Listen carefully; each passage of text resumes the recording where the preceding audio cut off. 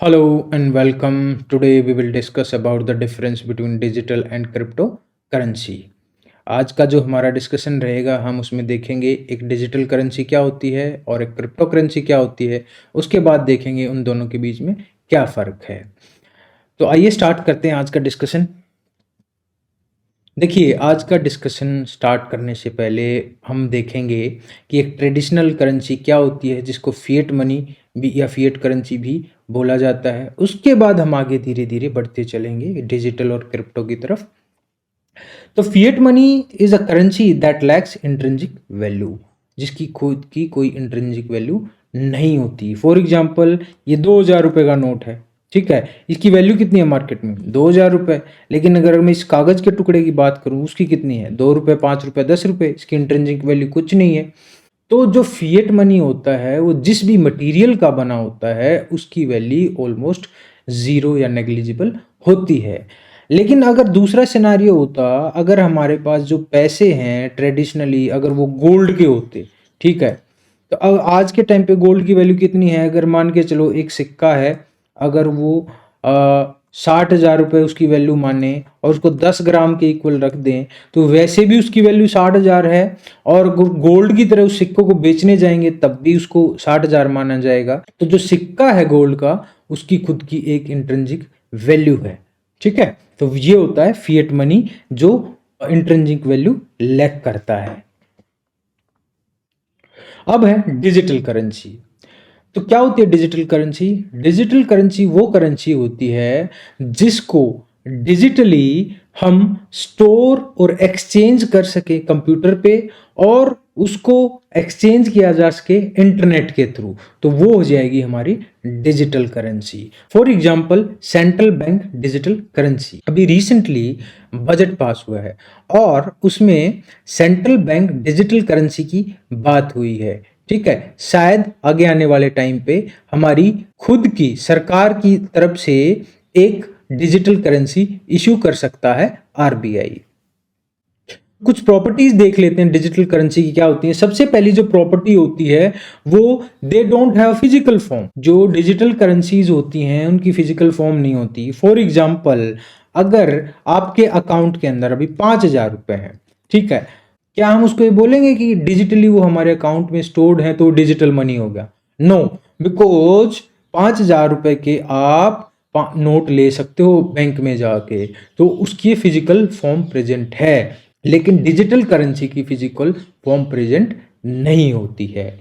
Next property है digital currency में be recorded on distributed database और सेंट्रलाइज्ड डेटाबेस। अब ये पढ़ना क्यों जरूरी है? ये पढ़ना इसलिए जरूरी है क्योंकि जो क्रिप्टो करेंसी होती है वो डिस्ट्रीब्यूटेड डेटाबेस में ही सिर्फ और सिर्फ उसको स्टोर किया जाता है। लेकिन जो डिजिटल करेंसी है उसको आप सेंट्रलाइज्ड कंप्यूटर डेटाबेस में भी इशू कर सकते हो और डिस्ट्रीब्यूटेड डेटाबेस के अंदर भी उसको इशू और ऑन किया जा सकता है।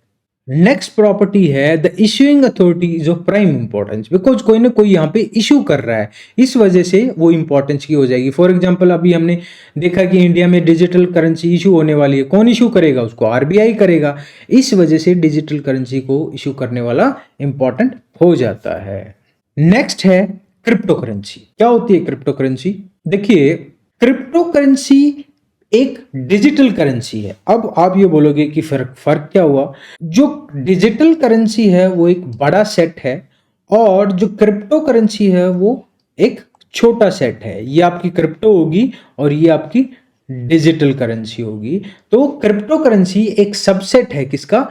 डिजिटल करेंसी का, but they are not same. आज का हमारा टॉपिक यही है कि आप कंफ्यूज ना हो कि क्या डिजिटल करेंसी और क्रिप्टो करेंसी इक्वल हैं। No, a digital currency may be crypto currency, but a crypto currency is always a digital currency, ठीक है। तो ये इस तरीके से आप इसको समझ सकते हो। तो क्या होती है crypto currency? Is a digital currency designed to work as a medium of exchange through computer network. Network जरूरी है यहां पे, नेटवर्क के थ्रू इसको एक्सचेंज किया जा सकता है। It is not dependent on any central authority.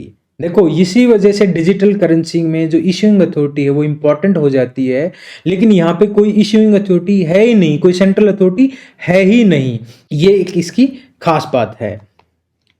It uses an online ledger with strong cryptography. जो क्रिप्टो करेंसी है ये क्रिप्टोग्राफिक टेक्नोलॉजी का इस्तेमाल करती है। क्या होती है cryptography?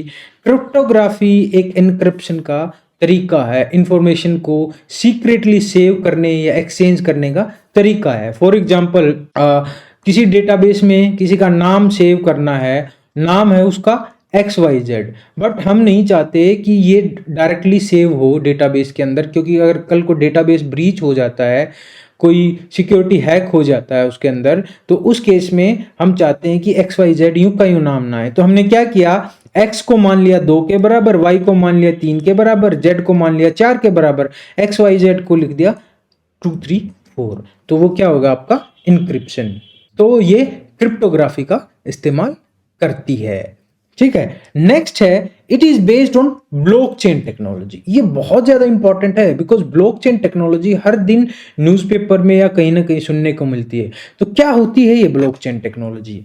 Blockchain technology data store करने का एक तरीका है। देखिए इसको कैसे समझते हैं, मान के चलो आपके पास कोई एक्सेल सीट है, उसमें अलग अलग कॉलम्स हैं और अलग अलग रोज हैं। तो इसमें हम क्या करेंगे, यहाँ नाम लिख सकते हैं, यहाँ पे स्टूडेंट आईडी लिख सकते हैं, यहाँ पे मार्क्स लिख सकते हैं। तो ये क्या हो रहा है, एक तरीके से हम इंफॉर्मेशन सेव कर रहे हैं, स्टोर कर रहे हैं। ब्लॉकचेन में कैसा होगा, एक ब्लॉक होगा और उस ब्लॉक में क्या क्या किया जाएगा सेव, एक तरफ डेटा होगा, किसी का नाम नंबर जो भी हमें सेव करना है डेटा हमारा। उसके बाद हैश, हैश क्या होता है, एक फिंगरप्रिंट और you can say unique ID of this particular block. For example इसकी हैश है 5203, ये इसकी हैश होगी। और तीसरी चीज होगी हैश ऑफ प्रीवियस, पुराना जो ब्लॉक है इससे पहले वाला उसकी आईडी। तो प्रीवियस हैश फॉर एग्जाम्पल वो थी 5202। तो ये तीन चीजें होती हैं ब्लॉकचेन के अंदर, क्या क्या, डेटा, हैश और हैश ऑफ प्रीवियस ब्लॉक। अब इनका इंपॉर्टेंस क्या है, देखो एक तो हैश हो गया, एक यूनिक आईडी होगी एक पर्टिकुलर ब्लॉक की, और ये प्रीवियस ब्लॉक का आईडी होगी इसके पास। तो अगर कुछ इंफॉर्मेशन चेंज होती है तो प्रीवियस वाले ब्लॉक को भी चेंज करना पड़ेगा, उससे वाले कोई ब्लॉक। तो इस वजह से ब्लॉकचेन के अंदर छेड़छाड़ करना इम्पॉसिबल है, नेक्स्ट टू इम्पॉसिबल है। That is why it is important. तो आई होप आपको ये ब्लॉकचेन टेक्नोलॉजी समझ आ गई होगी। ठीक है, आइए आगे देखते हैं। सो ओवरऑल कंक्लूजन में क्या कहेंगे, blockchain is a system of recording information. तो ये एक तरीके का इंफॉर्मेशन स्टोर करने का तरीका है जिसमें इट इज डिफिकल्ट और इम्पॉसिबल टू चेंज, हैक और चीट द सिस्टम। तो उसको नहीं किया जा सकता। क्यों नहीं किया जा सकता, वो मैंने अभी बताया कि ब्लॉक की जो फॉर्मेशन होती है वो इस तरीके की होती है कि उसको चेंज करना मुश्किल है। फिर एक दूसरी और बात है क्यों नहीं किया जा सकता, the transactions that is duplicated and distributed across the entire network. मान के चलो एक ब्लॉक के अंदर कुछ चेंज आया और इतने सारे कंप्यूटर्स हैं तो सारे कंप्यूटर्स पे उस कॉपी को भेजा जाएगा। अब अगर ये सेंट्रल डेटाबेस होता तो ये सेंट्रल है जहां से डेटा आ रहा है, जहां पे स्टोर है, तो अगर यहाँ पे चेंज हो गया तो चेंज हो गया, लेकिन अगर इनमें से एक पे चेंज हो गया बाकी के पास तो डुप्लीकेट कॉपी है। तो डिस्ट्रीब्यूटेड जो नेटवर्क है उसमें सबके पास एक एक कॉपी होती है। ठीक है, इसको भी हम देखेंगे कि क्या फर्क है एक डिस्ट्रीब्यूटेड डेटा नेटवर्क में और सेंट्रलाइज्ड नेटवर्क के अंदर। Centralized database is basically a type of database that is stored, located as well as maintained at a single location only. For example, this ये इनका सर्वर है और ये इनके क्लाइंट हैं। अगर कोई भी इंफॉर्मेशन क्लाइंट को चाहिएगी 1 2 3 4 5 वाले को, तो वो सर्वर के पास रिक्वेस्ट भेजेंगे और फिर जो सर्वर है वो इसको वापस में जो इंफॉर्मेशन चाहिए होती है वो देगा। ठीक है, ये होता है सेंट्रलाइज्ड डेटाबेस। उसके बाद है डिस्ट्रीब्यूटेड। डिस्ट्रीब्यूटेड क्या होगा, एक से ज्यादा भी यहाँ पे सर्वर हो सकते हैं और हर सर्वर के पास उस डेटा की एक कॉपी होती है। तो इससे कई फायदे हैं, नेटवर्क के ऊपर है, फास्ट काम करता है, अगर सर्वर खराब हो जाए तो दिक्कत नहीं आती है, तो कई फायदे हैं इसके। तो जो हमारी क्रिप्टो करेंसी है वो डिस्ट्रीब्यूटेड डेटाबेस के ऊपर काम करती है, और जो हमारी डिजिटल करेंसी है वो सेंट्रलाइज्ड पे भी काम कर सकती है और डिस्ट्रीब्यूटेड के ऊपर भी काम कर सकती है। आगे आपको जब दोनों में डिफरेंस देखेंगे ना तो इजी हो जाएगा क्या डिफरेंस है डिजिटल और क्रिप्टो करेंसी के अंदर। So a distributed database is basically a type of database which consists of multiple databases, जिसमें बहुत सारे databases होते हैं, सिर्फ एक नहीं होता, जिनको इंटरनेट के थ्रू डिफरेंट डिफरेंट लोकेशंस पे कनेक्ट करवाया जाता है। The data stored on various physical locations can be managed independently। जो डिस्ट्रीब्यूटेड डेटाबेस होता है उसमें अलग अलग लोकेशंस पे उसको इंडिपेंडेंटली मैनेज किया जा सकता है। The communication between databases at different physical locations in done by computer network, internet के थ्रू या नेटवर्क के थ्रू कम्युनिकेशन किया जा सकता है। नेक्स्ट है difference in digital and crypto currency. तो अभी आपको मैंने ये बता दिया डिजिटल करेंसी क्या होती है और क्रिप्टो करेंसी क्या होती है, तो काफ़ी आसान हो जाएगा आपके लिए। अ digital currency may be recorded on distributed और सेंट्रलाइज्ड। अभी बताया था कि डिजिटल करेंसी को आप सेंट्रलाइज्ड डेटाबेस में भी रिकॉर्ड कर सकते हो और डिस्ट्रीब्यूटेड डेटाबेस में भी रिकॉर्ड कर सकते हो, लेकिन crypto currency always recorded on distributed database. उसको सिर्फ और सिर्फ डिस्ट्रीब्यूटेड डेटाबेस में रिकॉर्ड किया जा सकता है। Digital currencies are not transparent. Transactions made are available only to sender, receiver and banking authorities. मान के चलो कोई ट्रांजैक्शन की, तो उसमें सिर्फ और सिर्फ इंफॉर्मेशन किसके पास होती है, जिसने पैसा भेजा, जिसके पास गया और बैंकिंग अथॉरिटीज, सिर्फ 3 के पास।